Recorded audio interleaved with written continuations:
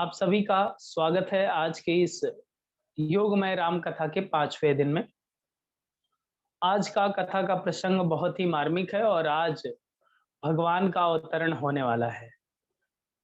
आज भगवान निराकार से साकार रूप में अवतरित होंगे। सो हम सभी भी उत्साहित हैं, उमंगित हैं कि जो जगत पालक हैं वो आज के दिन वसुंधरा पर प्रकट होंगे। रामचरितमानस के कुछ लाइन्स को हम लोग जानेंगे। तुलसीदास जी ने जिस तरह से वर्णन किया है उस मार्मिक बिंदु को हम लोग समझने का प्रयत्न करेंगे और उस अमृत रूपी कथा का पैपान करेंगे। आइए अपनी मनोभूमि बनाने के लिए दोनों हाथ ज्ञान मुद्रा में कर लें, आंखें सहजता से बंद कर लें, कमर सीधी कर लें। सभी से विनम्र निवेदन है कि आप सभी कैमरे को ऑन रखें। आंखें सहजता से बंद, दोनों हाथ ज्ञान मुद्रा में। अपने आप को बहुत ही सहज, सरल और पवित्र करें, मानसिक रूप से, शारीरिक रूप से। हम सभी योगमय राम कथा का अमृत रूपी ज्ञान का रस पान करने जा रहे हैं, जिसके माध्यम से हम सभी के जीवन में सहजता, सरलता, उन्नति और सद्विवेक का जागरण होगा। इस अमृत रूपी ज्ञान की गंगा का स्नान से हम सभी में पवित्रता, श्रेष्ठता और श्रेष्ठ विचारों की श्रृंखला का स्थापन होगा। यह भाव मन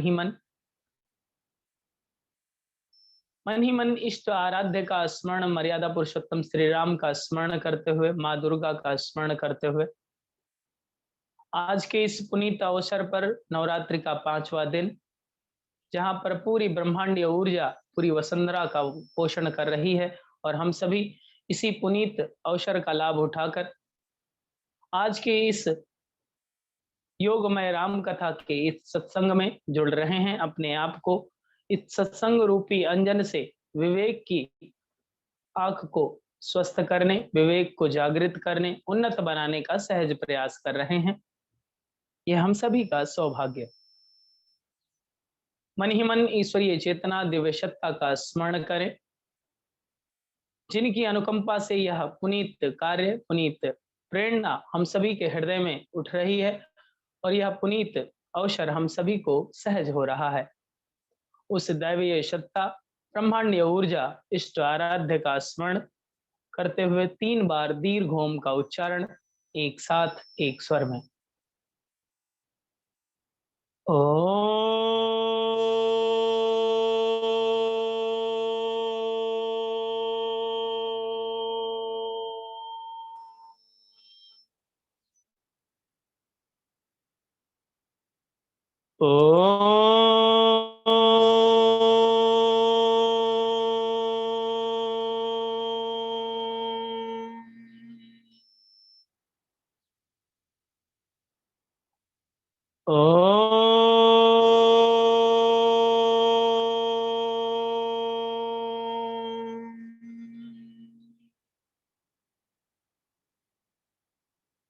एक बार गायत्री महामंत्र का उच्चारण एक साथ एक स्वर में। ओम भूर्भुवः स्वः तत्सवितुर्वरेण्यम् भर्गो देवस्य धीमहि धियो यो नः प्रचोदयात्। दोनों पाम्स को तेजी से रब करें।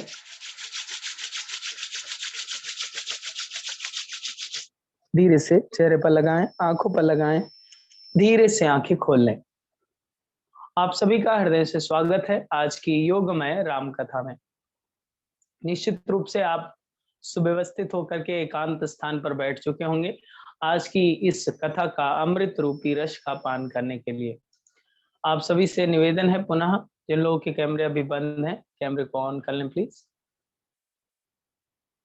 ताकि सुव्यवस्थित रूप से आप इस ज्ञान रूपी गंगा का स्नान कर सकें।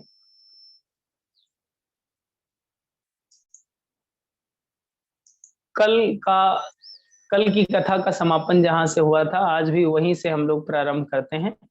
कल हम लोगों ने ये जान लिया था कि भगवान शिव ने स्वयं अपनी मुखारविंद से ये कह दिया था कि जो ईश्वर है, जो भगवान है, जो इष्ट है, आराध्य है, जो पोषण करता है, वो कण-कण में समाहित है। और उसको इस तरह से व्यक्त किया था कि हर व्यापक सर्वत्र समाना, प्रेम ते प्रगट होय मैं जाना।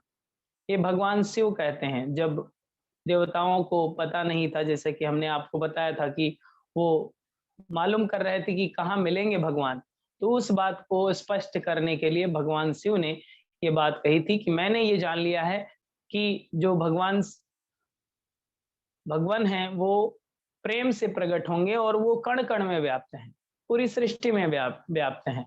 आप जहाँ भी याद करेंगे, बस ज़रूरत है श्रद्धा की, विश्वास की और आपके प्रेम की, प्रेम से प्रकट हो सकते हैं। अब प्रेम से प्रकट कैसे हो जाएँगे? जो निराकार है वो साकार रूप कैसे हो जाएगा?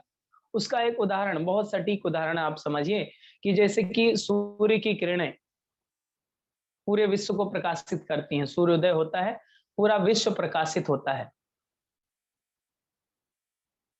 लेकिन एक यंत्र अगर आप सभी ने उपयोग किया होगा कि एक छोटा-सा लेंस अगर आप ले लें और उस लेंस के माध्यम से कुछ सूर्य की किरणें जब इकट्ठा होकर के किसी एक पदार्थ पर पड़ती हैं, तो वहाँ पर आग उत्पन्न कर देती हैं। है प्रकाश रूप, लेकिन तुरंत साकार रूप में वो आ जाता है और वो कहीं न कहीं परिवर्तन करता है। चीज़ें बदल जाती हैं, वहाँ की स्थितियाँ बदल जाती हैं। तो वो लेंस रूपी प्रेम है, वो विवेक रूपी लेंस है आपका। लेंस को आप प्रेम समझिए कि प्रेम से प्रकट हो सकते हैं। लेंस जिस प्रकार से सूर्य की किरणों की तरफ लेंस लगाते हैं और आग उत्पन्न हो जाती है, उसी तरह से प्रेम रूपी लेंस अगर आपके पास होगा, तो उस निराकार को साकार रूप भी दे सकते हैं। निराकार का साकार रूप तुरंत हो जाएगा और आप उसे अनुभव कर पाएँगे, उसके अनुसरण कर पाएँगे, उसका प्रत्यक्ष दर्शन कर पाएँगे। जब प्रेम होगा, प्रेम ते प्रगट होई मैं जाना, ऐसा भगवान शिव ने स्पष्ट कर दिया है कि अब भगवान मिलेंगे कहाँ, उसका स्पष्टीकरण यहाँ पर गोस्वामी तुलसीदास जी के माध्यम से भगवान शिव ने कर दिया है। अब भगवान को आज आना है, आज प्रकट होना है, आज जो उनका जन्म होगा, तो उसके कारण क्या है वो हम लोग जान लेते हैं कि भगवान का अवतार अयोध्या में ही क्यों हुआ और दशरथ जी के यहाँ ही क्यों जन्म लिए, ये कारण जानना जरूरी है। और भगवान को आना ही क्यों पड़ा, तो पहला कारण आप जानते हैं, रावण, जिसका वर्णन हम लोग पहले से समझ चुके हैं कि रावण का आतंक छाया हुआ था। धरती कंपमान थी, वॉल्यूम लो है, अभी आवाज बराबर नहीं आ रही है। हेलो, बराबर आ रही है?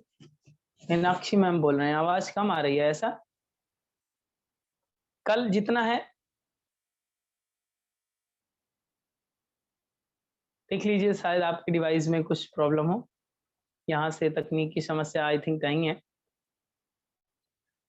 ठीक है, तो रावण के आतंक के बारे में हम लोगों ने जान लिया था कि किस तरह से रावण का आतंक था और माँ धरती, माँ वसुंधरा किस तरह से पीड़ित थी और उन्होंने रिक्वेस्ट करी थी और फिर ये प्रक्रम आगे बढ़ा था। रावण के आतंक से मतलब क्या था? पीड़ा से था, पेन वेव से था, हिंसा से था, हिंसा को अति प्रीति, हिंसा को प्रमोट किया जा रहा था। एक दूसरे को मारने, एक दूसरे को नष्ट करने पर ज्यादा जोर दिया जा रहा था। तो हिंसा बढ़ रही थी चारों तरफ। हिंसा मतलब हत्याएं बढ़ रही थी। तो हत्या से क्या होता है, हमने कल भी इस चीज को बताया था कि पेन वेव्स को हमने आपको बताया था और पेन वेव्स से क्या हो रहा था, कंपन हो रहा था और जिससे भूकंप आते हैं और भूकंप की वजह से बहुत सारी हानियां होती हैं, अर्थात वसुंधरा को कष्ट होता है। पेन होता क्यों है मांसाहार से? तो मांसाहार जो लोग करते हैं वो लोग उसके दोषी हैं। और एक व्यवहारिक बात मैं बताऊं, बहुत बहुत जल्द ये सर्वे हुए हैं, ये रिसर्चेज ये बताती हैं, शोध ये बताते हैं, आंकड़े ये बताते हैं कि जो लोग आज हार्ट प्रॉब्लम से पीड़ित हैं, उनका अगर रेशियो देखा जाए तो 90% लोग, 90% लोग हार्ट प्रॉब्लम उनको होती है जो मांसाहार भक्षण करते हैं। 90% बीमारियां, हार्ट अटैक या हार्ट फेलियर उनको होता है जो नॉनवेज खाते हैं। 10% में वेज वाले लोग आते हैं। अब उसको भी हम स्पष्ट करेंगे कि वो किस तरह से होते हैं। जैसे कि जो व्यक्ति हिंसा करता है, करता है मतलब उसको दूसरे का दर्द नहीं पता। हिंसा वही व्यक्ति तो करेगा, मांस कौन खाएगा? जो अपने उस वेदना को समझ नहीं पाएगा, मतलब हार्टलेस व्यक्ति, मतलब हृदय से हीन व्यक्ति। जिसके पास हृदय नहीं है तो उसका तो हृदय फेल होने वाला ही है निश्चित रूप से। उसका तो हार्ट अटैक आना निश्चित है। तो 90% लोग जो होते हैं हार्ट अटैक की बीमारियों से जो पीड़ित होते हैं, वो मांसाहार वाले लोगों को देखा जाता है। ये निश्चित सुनिश्चित आंकड़े बताते हैं। अब 10% वाले लोग कैसे हार्ट अटैक से पीड़ित होते हैं, उसको आपको जानना पड़ेगा। 10% वाले लोग मांसाहार तो नहीं करते हैं, लेकिन वो किसी न किसी रूप में हिंसा जरूर करते हैं। किसी को परेशान कर रहे हैं, जैसे कोई बॉस है तो अपने एम्प्लॉय को परेशान कर रहा है, हिंसा पर हिंसा किए जा रहा है। या कोई किसी को अधिकार मिला हुआ है तो वो हिंसा कर रहा है, मतलब उसमें हृदय नहीं है, हार्टलेस, हृदय विहीन व्यक्ति। तो हृदय विहीन होगा व्यक्ति तो उसको हार्ट अटैक आना निश्चित है। तो हिंसा किस रूप में आप कर रहे हैं, उस आधार पर इस तरह की बीमारियां पनप रही हैं। अब ये अर्थ को एक बाहर नहीं हो रहा है, अब ये अर्थ को आप में हो रहा है। जैसे हार्ट अटैक आता है, आपका जीवन हिल जाता है, हो सकता है बच भी जाए, हो सकता है ना भी बचे हार्ट अटैक में। तो वो एक प्रकार का आपका व्यक्तिगत अर्थ को एक है। वो जो पेन वेव्स हैं आपको ही पहले क्षतिग्रस्त करती हैं, आपको आक्रमित करती हैं, आपको ही पीड़ित करती हैं। तो ये सुनिश्चित आंकड़े इस तरह से मिलते हैं कि 90% मांसाहार करने वाले और 10% जो वेज वाले व्यक्ति हैं लेकिन किसी न किसी रूप में हिंसा में इन्वॉल्व होते हैं, वो लोगों को हृदय घात की समस्या होती है। ये सुनिश्चित होता है इस बात से कि रावण का आतंक अगर बढ़ रहा था तो ये पहला कारण हुआ, और इसको हम लोगों ने व्यवहारिक रूप में भी देख लिया कि मांसाहार किस तरह से आपके जीवन के लिए हानिकारक हो सकता है। दूसरा कारण एक कथा भागवत पुराण में मिलती है और उसका आप सभी शायद जानते हैं कि नारद का श्राप, नारद के श्राप के कारण भगवान को आना पड़ा। नारद जी की कथा को अगर लेंगे तो वो प्रसंग बहुत लंबा हो जाएगा, वो किसी और दिन इस प्रसंग को लेंगे। तो नारद जी के श्राप के कारण भी भगवान का अवतरण हुआ है, ये भी एक कारण आता है। और तीसरा जो प्रमुख कारण होगा, जिसको आज हम लोग बहुत ही विस्तृत रूप में जानेंगे, वो प्रमुख कारण होगा जो मनु एवं शतरूपा की तपश्चर्या पर निर्धारित है। मनु और शतरूपा आप जानते हैं, जब जल प्रलय हुई तब मनु और शतरूपा रूपी ऋषि दाम्पत्य ने सृष्टि का जो बीजांकुर बचाने के लिए उनका सृजन चुना था प्रकृति ने, और उन्होंने सृष्टि की रचना करी, जिससे मनुवाद के रूप में आप जानते हैं। मनु और शतरूपा ने ही सृष्टि का सृजन किया, इसको भी आप इस रूप में भी जानते हैं, इस समझते हैं। मनु और शतरूपा का नाम तो सुना होगा कि सृष्टि के आरंभ में वही बचे थे और उन्होंने ही पूरी सृष्टि का निर्माण किया, ठीक है, जल प्रलय के बाद। तो मनु और शतरूपा दाम्पत्य ऋषि दाम्पत्य थे। उन्होंने उनके अचानक से एक विचार आया कि जो अखिल ब्रह्म है, जो निराकार रूप है, दोनों के एक साथ विचार आता है, और उन्होंने सोचा कि इस निराकार स्वरूप को हम साकार स्वरूप में देखना चाहते हैं। साकार स्वरूप में देखना चाहते हैं, तब उन दोनों के जब विचार आया, तब हजारों वर्षों तक किसने, मनु और शतरूपा ने हजारों वर्षों तक उन्होंने अथक तपश्चर्याएं की, तपस्या की, तप किया, अपने को शोधित किया। अब जितनी भी तपश्चर्याएं हो सकती थी, संयम हो सकता था, वो सारा कुछ किया। अष्टांग योग, चतुरंग योग, सप्तांग योग सारे अनुपालन कर लिए। फिर वहां पर एक स्थिति बनती है, भगवान प्रसन्न होते हैं और वहां पर फिर से निराकार रूप है तो आकाशवाणी ही कर सकते हैं।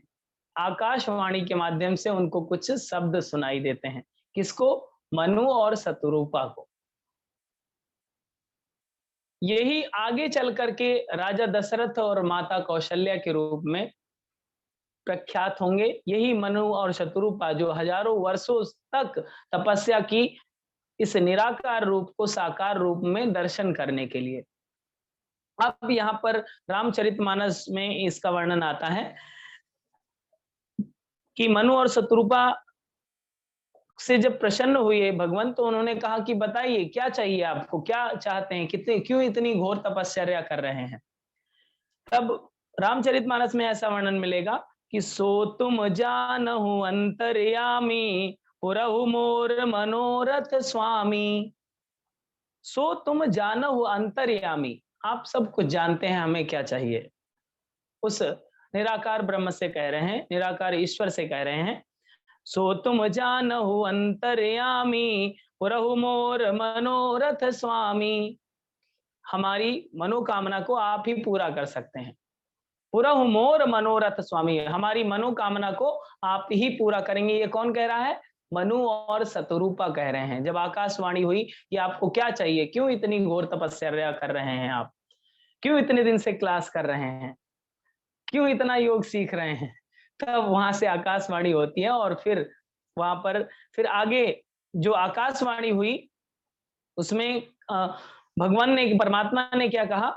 सकुच विहाई मांग नृप मोही मोर नहीं अदेह कछुते ही। यहां पर कहते हैं सकुच विहाई मांग नृप मोही, जो कुछ भी मांगना है निसंकोच मांगिए आप मुझसे। मोर नहीं अदेय कछुतो ही, मेरे लिए कुछ ऐसा है ही नहीं जो आपको नहीं दे सकता हूं, आप कुछ भी मांग लीजिए। ये परमात्मा की तरफ से आवाज आती है। मनु और शतरूपा ने जब ये कहा कि हमारे मनोरथ पूरा कीजिए, तब परमात्मा कहते हैं आप जो कुछ भी आपकी इच्छा है आप मांगिए, कहिए, और वो पूरी होगी। तो इसको इस तरह से कहते हैं, एक बार फिर से रिपीट करते हैं, संकुच सकुच विहाय मांग नृप मोही मोर नहीं अदेह कछुतो ही। मेरे लिए कोई अदेह है ही नहीं, सब चीज दे सकता हूं, आप केवल कहकर देखिए। फिर मनु और शतरूपा कहते हैं, दान शिरोमणि कृपा निधि नाथ करहु सती भाव, चाहु तुम्हि समान सुत प्रभु सन कौन दुराव। अब यहाँ पर मेन बात कह देते हैं मनु और शतरूपा कि दान शिरोमणि कृपा निधि, जो आप दानों के शिरोमणि हैं, दानदाताओं के शिरोमणि हैं, कृपा निधि हैं, आप कृपा निधान हैं, आप पालक पोषण हैं, पोषक करते हैं, नाथ हैं, स्वामी हैं, कहूं सती भाव, पूरी भावनाएं आप समझते हैं, जानते हैं किस तरह से हम अपनी भावनाएं कहें। फिर भी चाहूं मो तुम ही समान सुत, चाहूं तुम ही समान सुत, तुम्हारे जैसा मुझे पुत्र चाहिए, समान सुत। प्रभु सन कौन दुराव, प्रभु से कौन सी दुराव करें, ये हमारी इच्छा है कि आपके जैसा सुत चाहिए, आपके जैसा पुत्र चाहिए, ये हमारी इच्छा है। कौन कह रहा है? मनु और शतरूपा कह रहे हैं। ये जब बात सुनी परमात्मा ने, तो परमात्मा बहुत खुश हुए और कहते हैं, देख प्रीति सुनी वचन अमोले योमास्तु करुणानिधि बोले, तथास्तु बोल दिया, योमास्तु करुणानिधि बोले, तुरंत बोल दिया कि ठीक है। देखी प्रीति सुनी वचन अमोले योमास्तु करुणानिधि बोले, तुरंत बोल दिया कि ठीक है, तथास्तु मिल जाएगा। लेकिन आगे एक लाइन कहते हैं कि मैं हूं वो यूनिक हैं, हम यूनिक हैं, तो हमारे जैसा कहां से ढूंढ कर लाएं। ये बात कहते हैं परमात्मा, कहते हैं मनु और शतरूपा से कि हम अपने जैसा कैसे ढूंढ कर लाएं। फिर उनसे रिक्वेस्ट करते हैं कि आप सरिसु खोजहु कही जाई नृप तब तनय होए मैं आई। आप निश्चिंत हो करके, हमारे जैसा कोई नहीं हो सकता, मैं स्वयं ही प्रकट हो जाऊंगा आपके तनय के रूप में, आपके पुत्र के रूप में। तो आप निश्चिंत हो जाइए इस पे। आप उसर सुख हो जाओ कह जाई, कहाँ खोजेंगे हम ऐसा व्यक्ति जो हमारे जैसा हो। नृप तब तनय होय मैं आई, आपके पुत्र के रूप में मैं जन्म लूंगा। तथास्तु योमास्तु। उसमें पहली ही लाइन में कह देते हैं, देख प्रीति शून्य वचन अमोल। इतना प्रेम देख करके, इतनी तपश्चर्या देख करके, इतनी श्रद्धा, इतना विश्वास देख करके योमास्तु करुणानिधि बोले। करुणानिधि जो है उन्होंने कह दिया योमास्तु, अर्थात तथास्तु, हो जाएगा, काम हो जाएगा, ऐसा उन्होंने बोला। फिर इस तरह से जो मनु और शतरूपा का रूप है, ये आगे अगले जन्म में महाराजा दशरथ और कौशल्या के रूप में प्रख्यात हुए, और इन्हीं के घर अब जन्म लेने वाले हैं भगवान। फिर भी तैयारी तो चाहिए। अब राजा दशरथ राजा बड़े होते हैं, राजा बनते हैं और चक्रवर्ती सम्राट बनते हैं। 3 शादियां होती हैं, एक के बाद दूसरी, दूसरी के बाद तीसरी शादियां होती हैं, लेकिन पुत्र नहीं होते हैं। अब पुत्र की पीड़ा है जी, की पीड़ा मतलब पुत्र नहीं हो पा रहे हैं, कोई संतान नहीं हो पा रही है, तो इसका दुख था कि कौन राज्य संभालेगा, आगे किसको प्रधानमंत्री बनाया जाए। तो उसकी एक बड़ा प्रश्न चिन्ह था कि आगे कौन संभालेगा, उनके दशरथ के बाद कौन फिर राज्य देखेगा, कौन अयोध्या का पालन पोषण करेगा, ये प्रश्न था और क्षोभ था, दुख था, बहुत पीड़ा थी हृदय में। उसको गोस्वामी तुलसीदास जी कहते हैं, एक बार भूपति मन माही भय ग्लानि मोरे सुत नाही। ये ग्लानि होती है, ये दुख होता है कि एक बार भूपति मन माही भय ग्लानि मोरे सुत नाही। 3 शादियां हो गई हैं, 3 बीवियां हैं, फिर भी एक भी पुत्र नहीं है। ये ग्लानि हुई, अंदर से पीड़ा हुई। तब इस व्यथा को लेकर के अपने कुल गुरु वशिष्ठ के पास महाराजा दशरथ जाते हैं, क्योंकि जब आप अज्ञान में हो, अंधकार में हो, पीड़ा में हो, दुख में हो, तो किसकी शरण लेना चाहिए? ज्ञान का शरण लेना चाहिए, विवेक का शरण लेना चाहिए, उसी आंख को खोलने की कोशिश करना चाहिए जो आपकी अक्सर बंद रहती है। गुरु क्या किसका प्रतीक है? ज्ञान का प्रतीक है। गुरु किसका प्रतीक है? विवेक का प्रतीक है। तो कोई भी विपदा आती है तो हम किसकी शरण में जाते हैं? गुरु की शरण में। तो वो सच्चा मार्ग दिखाता है, क्योंकि हमारी श्रद्धा, हमारा विश्वास अगर अगाध है, अगर हमारा हमारा प्रेम अटूट है, तो वो मार्ग जरूर दिखाएंगे और वो सच्चा मार्ग दिखा करके हमें उस बाधा से दूर करेंगे। कौन दूर करेगा? गुरु करेगा। ठीक है।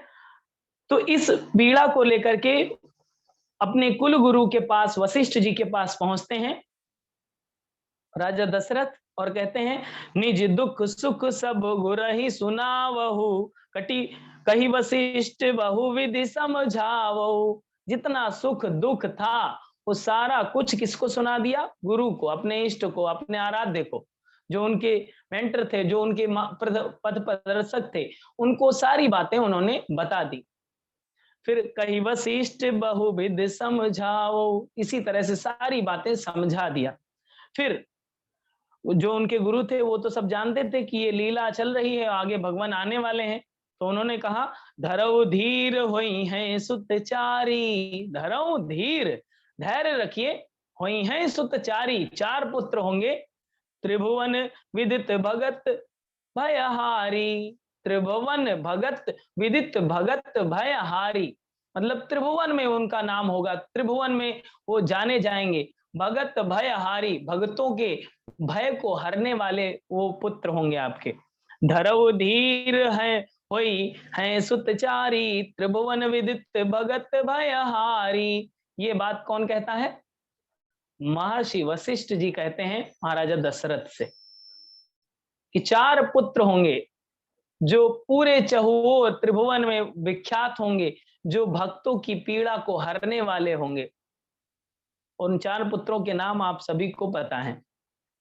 अब लेकिन पुत्र होंगे, अभी तक तो हो नहीं रहे थे, तो इसके लिए फिर कुछ योजना बनेगी।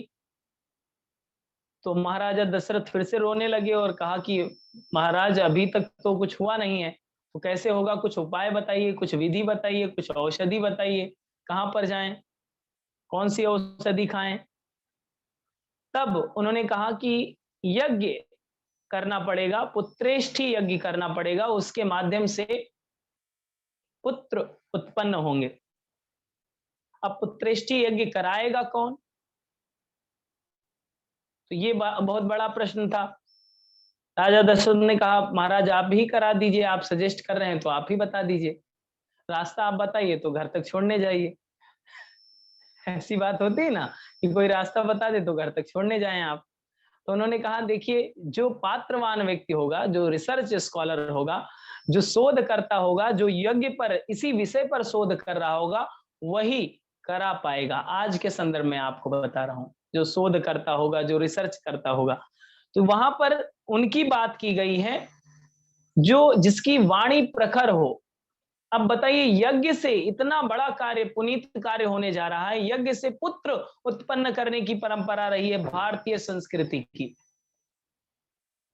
तो यहां पर समझने की बात यह है कि यज्ञ रूपी एक विधान से सारे कार्य संभव हो सकते हैं। यज्ञ से वृष्टि हो सकती है, यज्ञ से वर्षा हुआ करती थी, यज्ञ से पुत्र हुआ करते थे। मतलब यज्ञ प्रक्रम की बात की गई है, यज्ञ प्रक्रम से, यज्ञ उपाक्रम से ये सारी चीजें होती थी। तो यज्ञ से हर कुछ संभव है, सभी चीजें संभव हो जाती हैं अगर यज्ञ रूपी हम लोगों को अनुदान मिल जाए, यज्ञ हम सभी के जीवन से जुड़ जाए, यज्ञ रूपी देवता हम सभी को पोषण करने लगे, तो अन्न का शोधन होने लगेगा, जीवन का शोधन होने लगेगा, और यज्ञ रूपी देवता से अनेकानेक रत्न उत्पन्न होने लगेंगे। राम, लक्ष्मण, भरत, शत्रुघ्न, इनका जन्म हुआ तो क्या ये रत्न से कम थे? रत्नों का जन्म हुआ उस यज्ञीय अनुदान से, यज्ञीय प्रताप से, यज्ञीय जीवन शैली से। लेकिन यज्ञ के लिए शर्त बस एक ही है कि जो यज्ञ करने वाला है और यज्ञ कराने वाला है पात्रवान होना चाहिए। पात्रवान के लिए शर्त क्या है? पात्रवान के लिए शर्त आप जानते हैं, श्रद्धा, विश्वास और प्रेम। तीन शब्द आएंगे कि श्रद्धा, विश्वास और प्रेम अगर होगा तभी यज्ञ संपन्न होगा, तभी यज्ञ का फल मिलेगा। अन्यथा आज यज्ञ बहुत सारे लोग करते हैं, बहुत सारे लोग यज्ञ करते हैं, लेकिन प्रतिफल क्यों नहीं मिलता है? क्योंकि उसके लिए पात्रवान व्यक्ति चाहिए। जो मंत्र बोले जाते हैं वो केवल मंत्र नहीं होते हैं, उसके पीछे वाणी की शुद्धता होती है, उसके पीछे वाणी के पीछे आचरण छिपे हुए होते हैं। तो श्रृंगी ऋषि कौन है? अब इनका थोड़ा परिचय जान लेते हैं। श्रृंगी ऋषि को जानने के लिए, इनको इंट्रोडक्शन के लिए आपको श्रीमद् भागवत पुराण की तरफ ले जाऊंगा। आपको थोड़ा सा परिचयात्मक रूप देख लीजिए श्रृंगी ऋषि का। राजा परीक्षित की कहानी आपको पता होगी, जो भागवत पुराण उसी पर आधारित है। भागवत पुराण का जो पूरा मर्म है वो राजा परीक्षित की कहानी पर ही आधारित है। श्रृंगी ऋषि के जो पिता हैं उनका नाम है लोमस ऋषि। लोमस ऋषि अपने आश्रम में तपश्चर्या कर रहे होते हैं। आश्रम आप जानते हैं, आश्रम जंगल में ही हुआ करते थे, और राजा परीक्षित उसी जंगल में शिकार करने के लिए गए थे। और ये कहानी आप सभी विदित हैं, आप सभी जानते हैं। तो उनसे कुछ पानी मांगा होगा तो पानी नहीं दिया, और इसके बाद में मरा हुआ सर्प कोई पड़ा था तो उनके गले में लपेट के वो चले आए राजा परीक्षित। श्रृंगी ऋषि जो बहुत ओजस्वी, बहुत तेजस्वी, बहुत तपस्वी थे, उन्होंने जब ये अपमान देखा तो उन्होंने श्राप दे दिया कि यही सर्प जिस दुष्ट ने हमारे पिताश्री के गले में डाला है, वो आज के 7वें दिन उसी व्यक्ति को जाकर के डस लेगा और उसकी अकाल मृत्यु हो जाएगी। ये श्राप दिया श्रृंगी ऋषि ने। आप सोचिए, एक मरा हुआ सर्प वाणी के प्रभाव से जीवित होता है और उस व्यक्ति को 7वें दिन डस लेता है और उसकी अकाल मृत्यु होती है। ये कथा लंबी है, इसको आप बहुत ही विस्तृत रूप में भागवत पुराण में समझते हैं, लेकिन यहाँ पर मर्म हम लोग को समझना है कि ऐसी प्रखर वाणी क्या हो सकती है या काल्पना ही है। तो ऐसी प्रखर वाणी, ऐसा ओज आज भी संभव है अगर हम लोग दो शर्तों को अनुपालन करने लगे। दो शर्त कौन सी हैं? दो शर्त ये हैं कि जो बोलने के लिए उचित है उतना ही बोलें, पहली शर्त।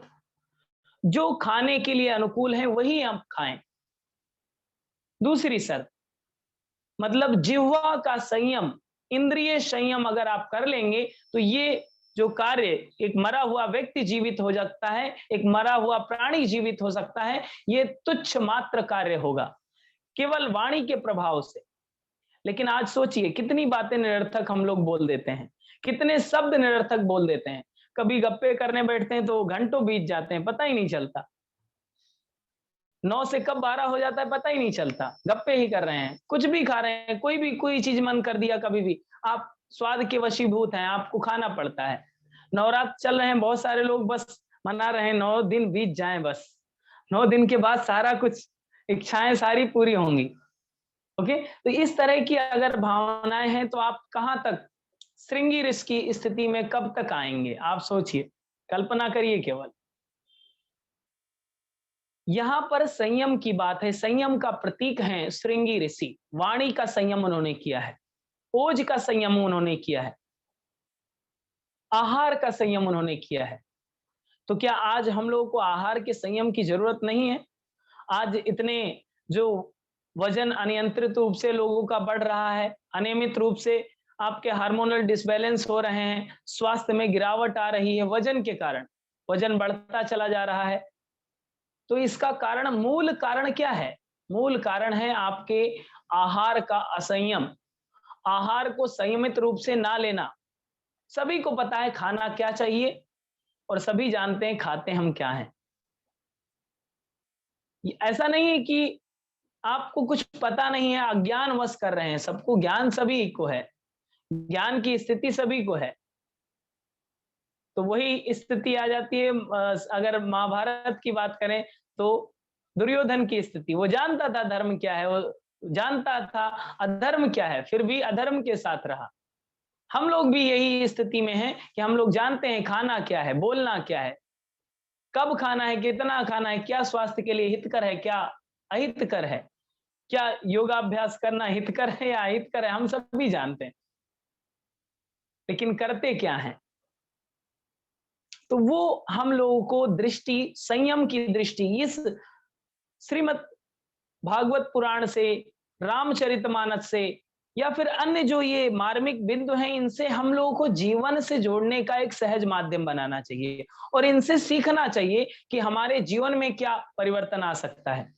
अगर संयम से इतना बड़ा परिवर्तन हो सकता है तो क्या हम थोड़े से संयम से अपने जीवन को नहीं साध सकते, इस शरीर को नहीं साध सकते? संभव है। न्यूनतम तो ये किया जा सकता है कि इस जिह्वा संयम से, थोड़े से नियंत्रण से, संयम से अपने शरीर को तो समुन्नत बनाया जा सकता है। बाहरी परिवर्तन की बात छोड़ दीजिए, अपने शरीर के शोधन के लिए, अपने शरीर के स्वस्थ समुन्नत बनाने के लिए तो माध्यम बनाया जा सकता है। ऐसे श्रृंगी ऋषि को चुना गया उत्कृष्टि यज्ञ के लिए, और वो आते हैं अयोध्या में। अयोध्या में यज्ञ का आयोजन किया जाता है। इसको रामचरितमानस में ऐसा वर्णन मिलता है, श्रृंगी ऋषि वशिष्ठ बुलावा, पुत्र काम शुभ यज्ञ करावा। वशिष्ठ जी ने के रिक्वेस्ट पर, वशिष्ठ जी के आवाहन पर श्रृंगी ऋषि आते हैं और पुत्र काम शुभ यज्ञ करावा, पुत्र को प्राप्त होने वाला ऐसा यज्ञ का आयोजन किया। ऐसे ऋषि रिसर्चर कहे जाते थे, शोधकर्ता कहे जाते थे कि उनके वाणी में, उनके ओज में इतना तपश्चर्या होती थी कि कुछ बोलेंगे, कुछ करेंगे तो वो यज्ञ सफल होना ही है। श्रृंगी ऋषि के बारे में ऐसा कहा जाता है, जो ये नहीं जानता था कि पुरुष और स्त्री में भेद क्या होता है, इतने संयमी, इतने ब्रह्मचर्य को पालन करने वाले व्यक्ति ने इस पुत्रेष्ठ यज्ञ का आयोजन कराया। और जब ये यज्ञ 7 दिनों तक चला, 7 दिनों के बाद जब यज्ञ पूर्ण हुआ, पूर्णाहुति हुई, तो यज्ञ को पूर्णाहुति करने के बाद में चरु निकलता है। चरु, ये शब्द आप थोड़ा सा स्मृति पटल पर बनाए रखें, क्योंकि चरु को समझना बहुत जरूरी है। अग्नि का चरु, अग्नि का चरु का सहज अर्थ आप समझेंगे अग्नि का प्रसाद। अग्नि का प्रसाद, जैसे कि हवन कुंड आपने हवन किया होगा, तो हवन के बाद में उस हवन को हिलाया नहीं जाता है, ये आप सभी जानते हैं। उसकी जो भी आकृति बनती है यथावत उसको वैसा बनाए रखा दिया जाता है। राख को ऐसा नहीं होता है कि आप उसे बीच में आप खोद दें और फिर आग को फैला दें, ऐसा नहीं किया जाता है, यह अशुभ माना जाता है। हवन कुंड को जैसे ही आप आहुतियां दिया है, नारियल समर्पित किया है पूर्णाहुति में, जो भी चीजें हैं उसको यथावत जलने दिया जाता है। और उसका जो शीर्ष भाग होता है, ऊपरी भाग होता है, जब आग ठंडी हो जाती है, अग्नि सुप्त हो जाती है, तब उसका जो शीर्ष भाग होता है उसे चरु कहा जाता है, प्रसाद कहा जाता है। उस चरु को श्रृंगी ऋषि ने को मिला, किसके माध्यम से? अग्निदेव के माध्यम से, यज्ञ देव के माध्यम से उनको श्रृंगी ऋषि के हाथों में वो चरु दिया गया। और उस चरु को वशिष्ठ ऋषि ने लिया, वशिष्ठ ऋषि को दिया श्रृंगी ऋषि ने। फिर उस चरु को वशिष्ठ ने राजा दशरथ को दिया और राजा दशरथ ने अपने तीनों रानियों को दिया। और उस तीनों रानियों ने उस चरु का पान किया, उस चरु को ग्रहण किया, और इस तरह से तीनों रानियां गर्भवती हुई। एक यहां पर विधान ये भी आया, इसको भी आप समझिए कि सबसे पहले ऐसा नहीं हुआ कि डायरेक्ट चरु को ग्रहण करने के लिए उनकी रानियां आ गई हों। एक परंपरा है, एक श्रृंखला है, एक मर्यादा है। सबसे पहले यज्ञ भगवान ने चरु किसके हाथ में दिया? जो उसका पात्र है, जिसने उसकी तपश्चर्या की है, पात्रवान को। पात्रवान कौन है? श्रृंगी ऋषि। श्रृंगी ऋषि के हाथ में आया। अब उसको वो राइट है, वो किसको दे? उसके पास वो राइट आ गया है, तो उन्होंने किसको दिया? वशिष्ठ ऋषि को। वशिष्ठ के हाथों से कहां पर दिया गया? उनको राइट मिल गया, तब उन्होंने राजा दशरथ को दिया, पात्रवान व्यक्ति को, किनको उनकी जरूरत है। फिर राजा दशरथ ने अपनी रानियों को दिया। सीधे रानियों को भी दे सकते थे, लेकिन वहां पर मर्यादा भंग हो जाती है। एक क्रमवार परिवर्तन होता है, क्रमवार से वो चीजें पास की जाती हैं। जो शक्तियां होती हैं इसी तरह से पास होती हैं। आपको सीधा ब्रह्मांडीय ऊर्जा आपके तक नहीं आएगी। ब्रह्मांडीय ऊर्जा आने के लिए कुछ शक्तियों की जरूरत होती है। जिस प्रकार से आपके घर में विद्युत आने के लिए बाहर ट्रांसफॉर्मर रखा हुआ है, आपके सोसाइटी के या फिर बाहर, ट्रांसफॉर्मर क्या करता है? कन्वर्ट करता है ऊर्जा को, किसको कितना देना है, कितनी मात्रा में आपके घर में विद्युत आनी चाहिए, कितनी मात्रा में आपके घर ऊर्जा आएगी, उसको निर्धारित करता है। उसका जब निर्धारण हो जाता है, इसके बाद में उस ऊर्जा का आप लाभ ले पाते हैं। लेकिन अगर 11,000 वोल्ट की ऊर्जा सीधे आपको मिले, आपके घर में आए, तो आपके सारे घर की वायर क्या हो जाएगी? जल जाएगी। इसलिए ये मर्यादा जो बनाई गई, मर्यादा इसीलिए कि शक्ति का सही रूप सही व्यक्ति तक पहुंचे, इसके लिए ये मर्यादा का क्रम है। तो मर्यादा के क्रम को भी हम लोगों को यहाँ पर सीखने की जरूरत है। यज्ञ से सब कुछ संभव है। जब उत्कृष्ट यज्ञ की जा सकती है तो जीवन का उत्थान किया जा सकता है, जीवन के दर्शन को उसमें देखा जा सकता है, राष्ट्र का उत्थान किया जा सकता है, व्यक्तित्व का उत्थान किया जा सकता है, और समग्र विश्व का उत्थान किया जा सकता है। इसलिए यज्ञ को पिता कहा गया है। यज्ञ पिता, गायत्री माता। पिता यज्ञ को और माता गायत्री को। गायत्री अर्थात विवेक की दात्री, प्रकाश की दात्री, ऊर्जा की दात्री। यज्ञ पिता है, वो पोषण करने वाला है, वो मार्गदर्शक है, वो सारी चीजों को सृजन करने वाला है। तो यज्ञ हम सभी के जीवन में आए। अब यज्ञ को हम व्यक्तिगत रूप में कैसे जानेंगे? क्या केवल हवन करना, आहुतियां देना ही यज्ञ है? ऐसा नहीं है। यज्ञ के मर्म को अगर हम अपने सभी व्यक्तिगत जीवन में जोड़ना चाहें तो यज्ञ वो हो जाता है जब आप अपने श्वासों के प्रति सजग हो जाते हैं। जब आप अपने श्वासों के प्रति सजगता लाते हैं तो आपके हठ योगी ग्रंथों में ऐसा वर्णन मिलेगा कि जो श्वास आ रही है, श्वास जा रही है, इसको अजपा गायत्री जप बोला जाता है। सो इनहेल, हम एक्सेल, कंटिन्यू ये जप हो रहा है, कंटिन्यू ये जप होता जा रहा है, क्योंकि जब से जन्म हुआ है और मृत्यु के अंत क्षण में भी यह जप चलता रहेगा। यह जप बंद हो जाएगा, जीवन का अस्तित्व नहीं रहेगा। तो ये अजपा जप, बिना जपे हुए गायत्री जपो ये चलता रहता है, विवेक का जप चलता रहता है। हम लोगों को जागरूकता क्या लानी है? इसी अजपा जप पर, श्वास प्रश्वास पर अपनी सजगता लानी है। इससे हम लोगों का क्या होगा? इस यज्ञ से, इस जो सो हम, ये जो निरंतर यज्ञ चल रहा है, ये भी एक जीवन का यज्ञ है। आपके सतत रूप से आहुतियां पड़ रही है, सो हम, हर एक श्वास जाती है, श्वास भस्म बनती है, श्वास बाहर निकलती है, उसका धुआं उठता है। तो इस तरह से ये पूरे यज्ञ का एक प्रक्रम है, जीवन का यज्ञ श्वास प्रश्वास है, सोहम की प्रक्रिया है, अजपा गायत्री जप है। अब इस पे जब आप जागरूकता लाते हैं, संयम लाते हैं, तो इससे क्या होता है? प्राण का उत्थान होता है। प्राण का उत्थान क्या है? यज्ञ का प्रतिफल। यज्ञ का प्रतिफल क्या होगा? प्राण का उत्थान। जो पंच प्राण बताए जाते हैं, पंच प्राण को ही ब्रह्म विद्या बताया जाता है। ब्रह्म विद्या कौन सी है? प्राण विद्या कौन सी है? पंचाग्नि विद्या कौन सी है? और स्वर्ग की विद्या भी कहा जाता है प्राण विद्या को। इसी श्वास की संयम की बात की जाती है।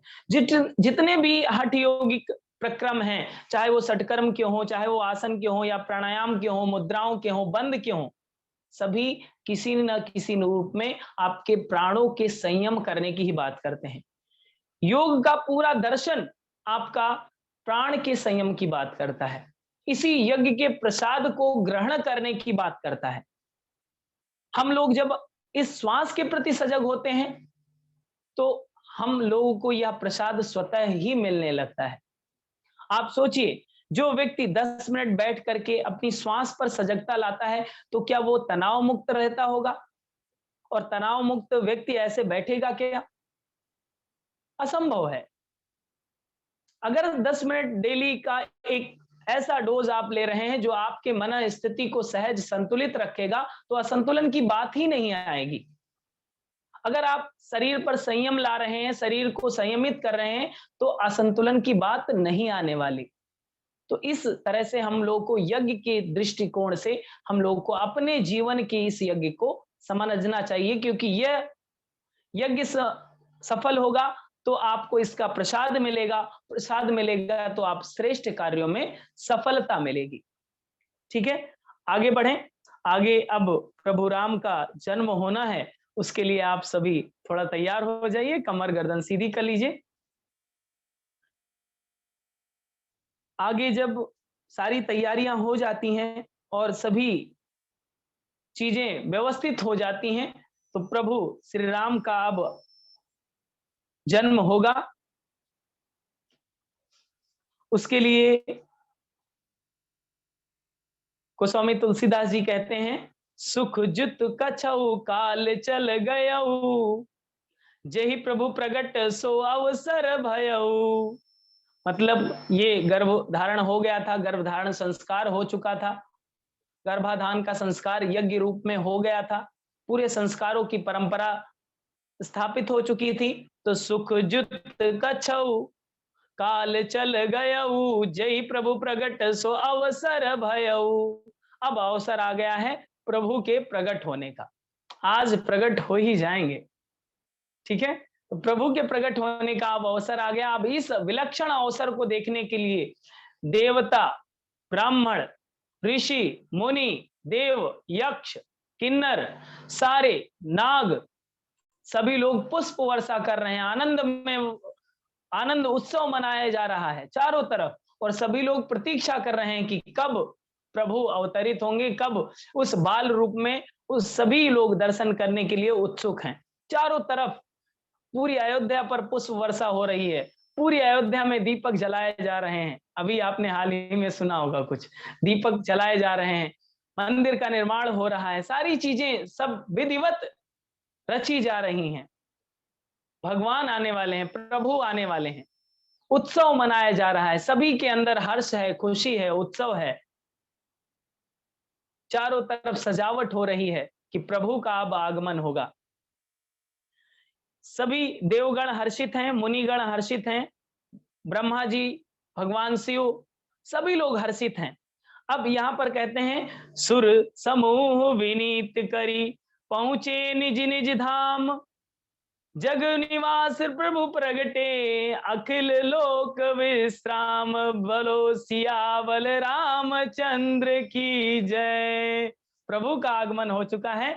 सुर समूह विनीत करी पहुंचे निज निज धाम, सभी लोग, सभी देवता पहुंच गए हैं, किसी न किसी रूप में सभी देवता अयोध्या पहुंच चुके हैं। जग निवास प्रभु प्रगटे अखिल लोक विश्राम, प्रभु का प्रकटन हो चुका है। तो पहला दर्शन, जो दिव्य दर्शन कराया, मां कौशल्या को कराया, क्योंकि वेरिफिकेशन कराना जरूरी था। हजारों सालों की तपस्या उनके पीछे की थी। तो प्रभु प्रकट हो चुके हैं, लेकिन अभी उन्होंने विशालतम रूप दिखाया सबसे पहले मां कौशल्या को। किस रूप में दिखाया वो आप देखेंगे। माता कौशल्या को वो चतुर्मुख रूप दिखाया। माता को इस तरह से दिखाते हैं कि सुर समूह विनती करी पहुंचे निज निज धाम, जग निवास प्रभु प्रगटे अखिल विलोक विश्राम। फिर यहां पर एक जो भावपूर्वक पूरे देवी देवता और सभी लोग गाते हैं, उसको आप सभी लोग साथ में गाएंगे। फिर आगे का जो दृश्य हुआ, पहले अभी सभी को दर्शन नहीं दिया है, केवल माता कौशल्या को ही दर्शन दिया है, उसका दृश्य हम लोग जानेंगे। उससे पहले ये लाइन आप लोग हमारे साथ कहें। भय प्रकट कृपाला दीन दयाला कौशल्या हितकारी, भय प्रकट कृपाला दीन दयाला कौशल्या हितकारी, हर्षित महतारी मुनि मनहारी अद्भुत रूप विचारी, हर्षित महतारी मुनि मनहारी अद्भुत रूप विचारी, लोचन अविरामा तन घन श्यामा, शब्दों को समझिएगा। लोचन अविरामा तन घन श्यामा निज आयुध भुज चारी, यहाँ पर विशालतम रूप की का वर्णन मिलता है। भूषण बनमाला नयन विशाला शोभा सिंधु खरारी, ऐसी स्थिति में दर्शन होते हैं मां कौशल्या को। ये लाइन आपको फिर से पढ़नी है कि लोचन अविरामा तन घनश्यामा, लोचन अविराम है और तन घनश्याम है। घनश्याम मतलब श्यामल हैं, काले रंग के हैं। तन घनश्यामा निज आयुध भुजचारी, पूरे अस्त्र शस्त्र से प्रकट हो रहे हैं प्रभु श्री राम। चार भुजाएं हैं जिनकी, भूषण बनमाला नयन विशाला, बड़े नेत्र हैं जिनके, शोभा सिंधु खरारी, जो दुष्टों का हनन करने वाले हैं, खरारी करने वाले हैं, जो राक्षसों का वध करने वाले हैं। ऐसे विशालतम रूप को प्रकट किया किसके सामने? मां कौशल्या के सामने। साक्षात वृक्ष विष्णु जी के अवतार में प्रकट होते हैं एक दिव्य प्रकाश के रूप में, निराकार से साकार रूप में आ चुके हैं। अब मां क्या कह रही है? माता ये कहती हैं, माता पुनि बोली सो मति डोली, माता पुनि बोली सो मति डोली, तजहु तात यह रूपा, ये रूप त्याग दीजिए। ठीक है, तजहु तात यह रूपा, चतुर्भुज वाला रूप त्याग दीजिए। की जय सुसुलीला, की जय शिशुलीला, की जय शिशुलीला अति प्रियशीला, यह सुख परम अनुपा। इस बात को कहती हैं मां कौशल्या कि मैं जानती हूं आप प्रभु हैं, आप भगवान हैं, अब इस रूप को आप त्याग दीजिए और अब शिशु रूप में आ जाइए। बहुत हो गया, आप, मैं जानती हूं कि आप बहुत विशाल हैं, अखिल विश्व के परमात्मा हैं, लेकिन अभी आपको बेटा ही बनना है। अभी आपको मेरे आदेश का पालन ही करना पड़ेगा। तो ये बात कहती है, फिर से ये लाइन दोहराता हूं। माता पुनि बोली सो मति डोली, तजहु तात यह रूपा, तात मतलब पुत्र होता है, तजो तात यह रूप, इस रूप को त्याग दीजिए, भूल जाइए इस मोह माया को, अब पुत्र बन जाइए। ठीक है। फिर आगे कहते हैं कि जय शिशु लीला, अब शिशु लीला कीजिए, शिशु रूप में आ जाइए। कि जय शिशु लीला अति प्रिय शीला, जो बहुत ही प्रिय है उस रूप में आइए। यह सुख परम अनुपा, इस सुख को अब मुझे दीजिए, पुत्र वाले सुख को मुझे दीजिए। फिर भगवान जब ये वचन सुनते हैं, माता का आदेश सुनते हैं, तब वो बोलते हैं सुन वचन सुजाना रोदन ठाना, सुन वचन सुजाना रोदन ठाना, सुन वचन सुजाना रोदन ठाना, होए बालक सुर भूपा, यह चरित जगावई हरिपद पावई, तेन परहि भवकूपा। ये बात गोस्वामी तुलसीदास जी नीचे वाली लाइन में कहते हैं कि सुन वचन सुजाना रोदन ठाना, इस बात को सुन करके माता का आदेश पा करके चिल्लाने लगे, जैसे छोटे बच्चे रोते हैं ना, आजकल तो हॉस्पिटल में होते हैं, पहले घर पे ही होते थे आदिकाल में। ठीक है। तो रोदन ठाना, चिल्लाने लगे बहुत तेजी से, जैसे छोटे बच्चे जब जन्म होता है तो रोने लगते हैं, तो पूरा तेजी से इतना चिल्लाए कि महाराजा दशरथ तक आवाज पहुंच गई कि जन्म हो चुका है, पुत्र का जन्म हो चुका है। सुन वचन सुजाना रोदन ठाना, होए बालक सुर भूपा, इस तरह से चिल्लाए कि पूरा वातावरण उनकी चिकारियों से गूंज गया। यह चरित जगा वही, अब गोस्वामी तुलसीदास जी कहते हैं इस लाइन में कि यह चरित जगा वही, हरिपद पाव वही, जो इस चरित्र को गाता है वो हरि पद पाता है, वो हरि के शरण को पाता है। ते ते न परहि भव कूपा, उसको भव का बंधन नहीं पड़ता है, इसलिए इस हरि के पद को सभी को गाना चाहिए, खासकर तब जब रामनवमी आगे सामने हो और नवरात्रि का अवसर हो। तो हम सभी सौभाग्यशाली हैं कि इस हरि के पद को गा रहे हैं और इसकी प्रामाणिकता कर रहे हैं गोस्वामी तुलसीदास जी। यह चरित जगा वही हरिपद पावही, तेना परहि भव कूपा, उनको भव कूप नहीं पड़ता, उनको भव बंधन नहीं पड़ता, उनको भव सागर से पार जाने में ज्यादा कोई कठिनाई नहीं पड़ती, अगर इस हरि पद को हम लोग गाएंगे तो। अब आगे का जो दृश्य हुआ वहां उस अयोध्या का, उस राजमहल का जो दृश्य हुआ उसको हम लोग जानेंगे। विप्रधेन सुर संत हित लीन मनुज अवतार, निज इच्छा निर्मति तनु माया गुण गोपार, सियावल रामचंद्र की जय। अब उस बालक रूप में आ चुके हैं प्रभु श्री राम, और इसको एक बार फिर से दोहराएंगे हम सभी। विप्रधेनु सुर संत हित लीन मनुज अवतार, निज इच्छा निर्मत तनु माया गुण गोपाल, सियावल रामचंद्र की जय। अब इस शिशु रूप में भगवान का अवतरण, भगवान का आगमन हो चुका है, चारों ओर बधाइयां बज रही हैं, चारों ओर उत्सव मनाया जा रहा है, चारों ओर ईश्वर के गुणगान हो रहे हैं, चारों ओर देवी देवता यश किन्नर सारे जो सज्जन व्यक्ति थे, जो पीड़ित थे, वो सभी लोग आए हैं उनकी सेवा के लिए, उनकी शोभा बढ़ा रहे हैं पूरी अयोध्या की।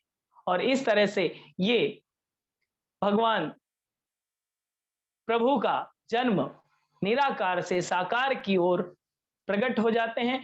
अब अयोध्या में आ चुके हैं, तो अयोध्या की आगे की लीला क्या होगी और किस तरह से ये संस्कार की परिपाटी, मतलब एक सामान्य राजा के यहाँ जन्म लेने वाला बालक भगवान कैसे बनेगा, ये प्रश्न चिन्ह है।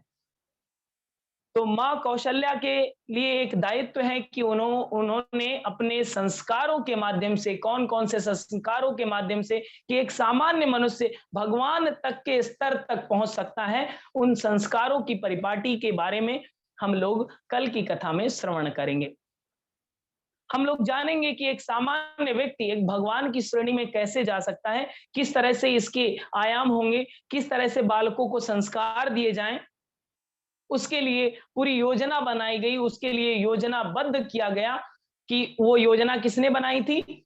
वो योजना उनके जो कुल गुरु थे वशिष्ठ जी ने एक शेड्यूल तैयार किया, डाइट क्या लेना है आपको, आपको कहां पर कौन सा सीरियल देखना है वो भी निर्धारित किया, किन ग्रंथों को पढ़ना है वो भी निर्धारित किया, किस तरह से बालक का विकास होगा वो भी निर्धारित किया, किन चीजों को सामने रखना है, किन चीजों को नहीं रखना है, किन व्यवहारों को करना है, किस तरह से संस्कारों की स्थापना होगी, उन सारे शेड्यूल को फिक्स किया कि इस तरह से एक सामान्य व्यक्ति भगवान की श्रेणी में आ सकता है। उस संस्कार परिपाटी को हम लोग कल की कथा में श्रवण करेंगे। आइए आज का ध्यान करते हैं, उस बाल रूप का ध्यान करते हैं, प्रभु श्री राम का ध्यान करते हैं। दोनों हाथ ज्ञान मुद्रा में कर लें, आंखें सहजता से बंद कर लें, कमर सीधी करें, मन को शांत स्थिर होने दें। उसी दिव्य प्रांगण में अपनी मन स्थिति बनाएं जहां पर प्रभु श्री राम का जन्म हुआ है शिशु के रूप में। अपने आप को भी एक देवतुल्य पुण्य आत्मा समझें कि हम सभी उस देवतुल्य पुण्य आत्मा के रूप में उस दिव्य प्रांगण की ओर गमन कर रहे हैं जहां पर प्रभु श्री राम का साकार रूप दर्शन होगा, उस शिशु रूप का दर्शन होगा। यह विलक्षण समय है हम सभी के लिए, पूरी वसुंधरा के लिए, जहां पर स्वयं परमात्मा निराकार से साकार रूप में प्रकट हो चुके हैं। मानो चारों ओर एक दिव्य प्रकाश का प्रस्फुटन हो चुका है उनके इस दिव्य आगमन से। चारों तरफ उत्सव का वातावरण है, हृदय आनंदित है, पुलकित है, हृदय में उत्सव मनाया जा रहा है, भावनाएं उत्साहित हैं, उमंगित हैं, पुलकित हैं। उस दिव्य प्रांगण में जहां पर अनेकानेक सेवक, अनेकानेक देवगण उपस्थित हैं अपनी सेवाओं को देने के लिए, उसी दिव्य प्रांगण में हम सभी प्रवेश कर रहे हैं जहां पर दिव्य तेज स्वरूप बाल रूप में प्रभु श्री राम आ चुके हैं।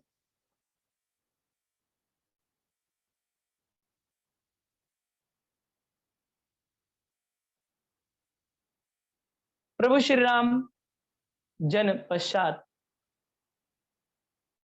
एक सोने के पालने में झूल रहे हैं, मां कौशल्या पास में है। भगवान का दर्शन, प्रभु का दर्शन, प्रभु के प्रकटन की बधाइयां चारों तरफ गुंजमान है।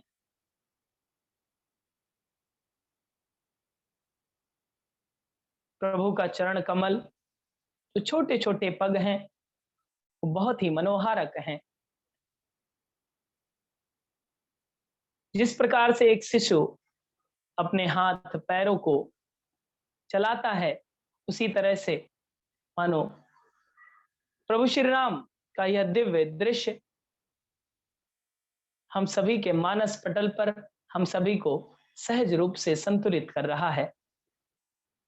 यह दिव्य रूप अनोखा है, यह दिव्य रूप विलक्षण है, यह दिव्यता विलक्षण है, यह प्रकाश विलक्षण है,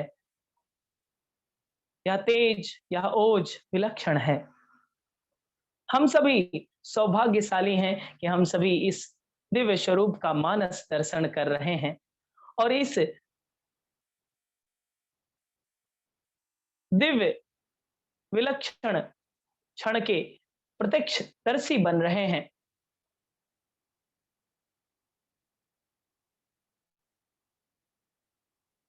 मानो इस दिव्य दर्शन से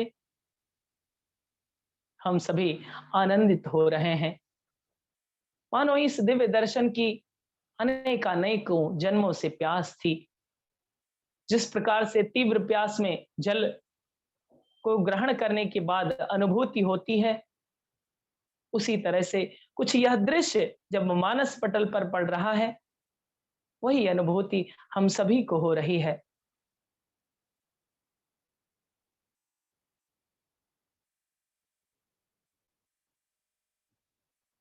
मर्यादा पुरुषोत्तम श्री राम का यह बाल रूप मनोहारक है।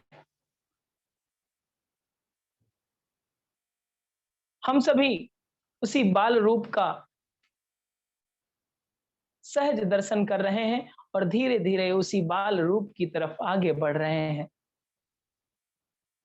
हम सभी की इच्छा है कि उस बाल रूप के चरण कमल को अगर स्पर्श कर पाए, हम सभी सौभाग्यशाली होंगे। हम सभी के जीवन का एक सही स्वरूप मिल जाएगा उस दिव्य स्पर्श से।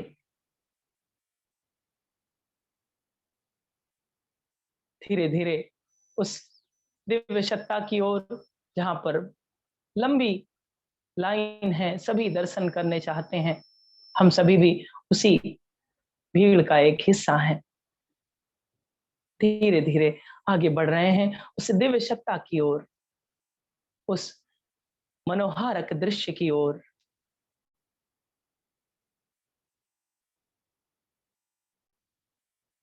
यह दृश्य जब अत्यंत समीप से देख रहे हैं, मानो प्रभु मुस्कुरा रहे हैं, बाल रूप में मुस्कुरा रहे हैं हम सभी की इस स्थिति को देखकर, और हम सभी को आश्वस्त कर रहे हैं कि हम सभी संतुलित होंगे, हम सभी में आरोग्यता का स्थापन होगा, हम सभी नवसृजन के लिए तत्पर होंगे, हम सभी में देवत्व का स्थापन होगा। मानो इस स्नेह भरी दृश्य से यह संदेश दे रहे हैं हम सभी को। एक प्यारी सी मुस्कान है, छोटे शिशु की जिस तरह से प्यारी मुस्कान होती है, जो मन को मोह लेने वाली होती है, वही दृश्य अब हम सभी उस दिव्य पावन चरण कमल का स्पर्श करते हैं, और इस दिव्य पावन छोटे पगों का स्पर्श करते हुए मानो पूरा मानस पटल दिव्यता से भर गया,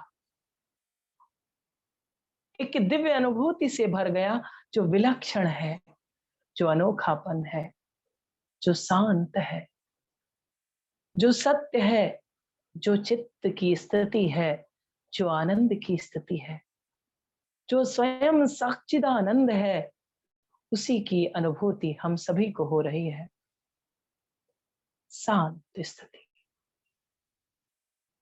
शांत स्थिति, शांत स्थिति। इस दिव्य स्पर्श के बाद हम सभी उसी प्रांगण में एक स्थान पर बैठ गए हैं, मानो उस ऊर्जा को ग्रहण कर रहे हैं, अवशोषित कर रहे हैं। शांत दिव्य स्थिति, विलक्षण स्थिति, शांत, शांत, शांत, शांत।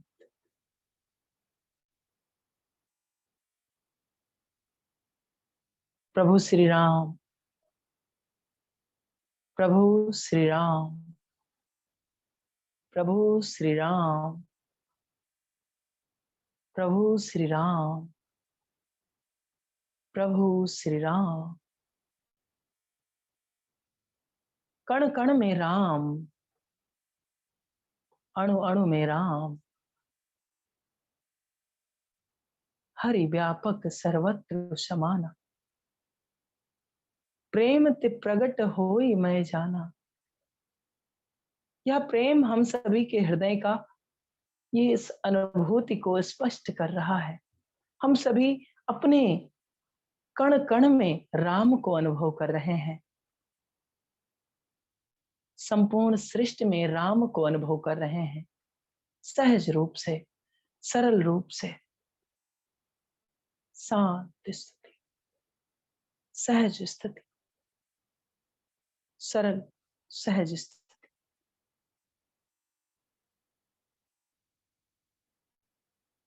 शांत अवस्था।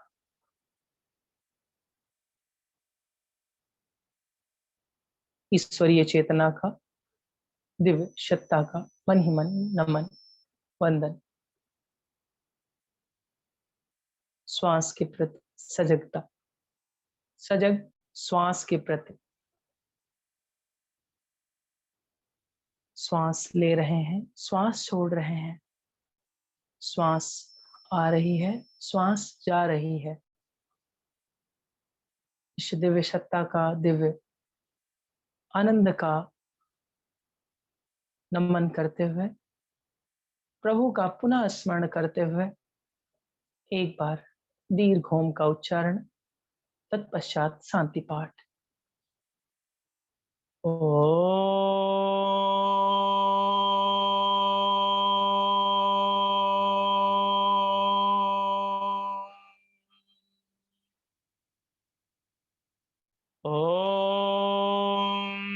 शांति शांति शांति। दोनों पाम्स को तेजी से रब करें।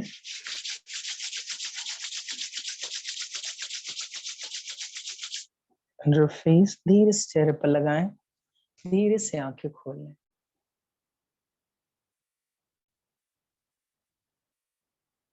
आप सभी ने आज के इस ध्यान में सहज अनुभव किए होंगे। आइए जयकारा करेंगे, इस पश्चात इस कथा का समापन करेंगे। बोलिए सियावल रामचंद्र की जय, बोलिए सियावल रामचंद्र की जय, बोलिए सियावल रामचंद्र की जय। आज की कथा का समापन यहीं किया जाएगा। आपके जो अनुभव रहे हों, आज भगवान का जन्म हुआ है, आप सभी उत्साहित होंगे, उमंगित होंगे। आपको भी उतनी ही प्रसन्नता हो रही होगी जितना माँ कौशल्या को हुई। तो इसी प्रसन्नता को स्थापित करें, अपने मानस पटल पर यज्ञ को धारण करें।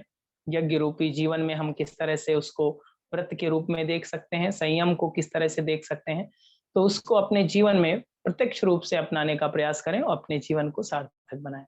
आप सभी का भाव भरा प्रणाम।